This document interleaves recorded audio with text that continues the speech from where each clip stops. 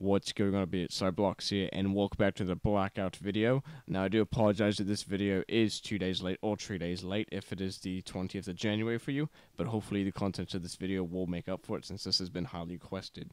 What we're going to be looking at is an in-depth look at the acid bomb, the frag, all in the cluster grenade, all together in one, looking at the radius, damage output, and more, and telling you which one's the best to go with.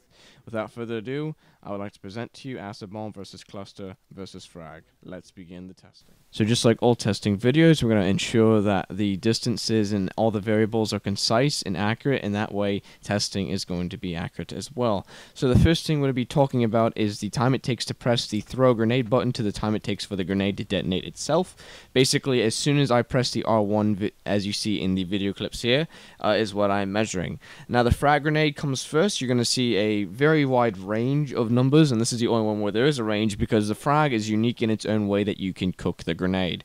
Now, the frag actually has the shortest amount of time if you just wanted to throw it without cooking it, is a 1.73 seconds. But if you wanted to hold the grenade all the way and kill yourself, it takes 5 seconds and 21 milliseconds to do that, or 5.21 seconds. I do not advise you holding the grenade to kill yourself, because that is just rather retarded.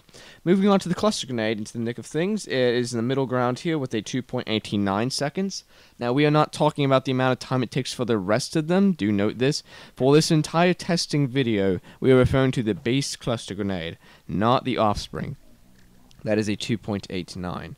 And finally, the acid bomb comes in last at a 3.02, again, whenever it detonates and all the acid is already out there. So in this case, the frag can win, but also the frag pretty much loses. However, the frag loses in the case, as I do review, if you held it for the full 5 seconds. But if we just ignored cooking, the acid bomb would take the loss, and the frag would take the win with a 1.73. Although the frag is much more tactical, since you can hold it and surprise people by letting go when you think the time is right. Now, whenever it comes to the radius, I cannot measure that since there are no acrylic numbers in the game, and I do also apologize for not having aerial frag grenade footage. But, as a matter of fact, ironically enough, the frag has the least amount of radius covered, spanning only about the width of a person.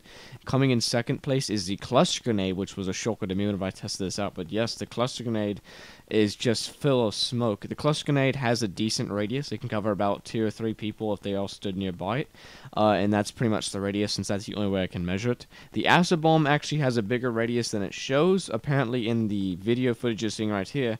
If you were to line up the acid bomb in the center of a person, it could take out about 4 people stacked on either side. It's just much more powerful. The reason I think that this is because you only get the acid bomb for a Shaw character mission, or if you go to Zombies location. Since you get cluster grenades and frags every damn where on the map, it's not very random whenever you get an acid bomb, because it usually spawns in Zombies locations only. And so that's probably what makes it more valuable, since there's not that many of them.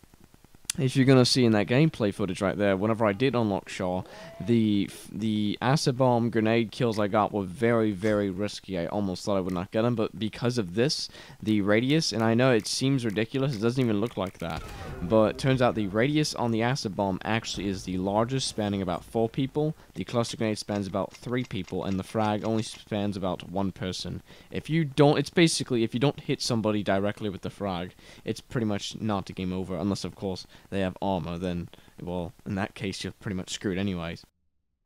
So I'd be willing to bet you at this part of the video that half of you are bored, half of you don't understand what I'm saying, and the third magical, yes, there's a magical third half of you that actually understand what I'm saying. In that case, there's one more thing we have left to test, and it's something that we technically cannot test at all, and that is the damage. The damage is 175 to all the grenades. That's right, every grenade has the same amount of damage, so it does not matter what happens. But the reason why you won't get as injured with the frag compared to a cluster is, as we just reviewed, the range. Acid bombs will decimate you at long ranges, well, large radius spans, whilst the cluster grenade will dominate at quite a few radius. Of course, the dissipate clusters, like the ones that come off of the main cluster, will definitely impact that as well.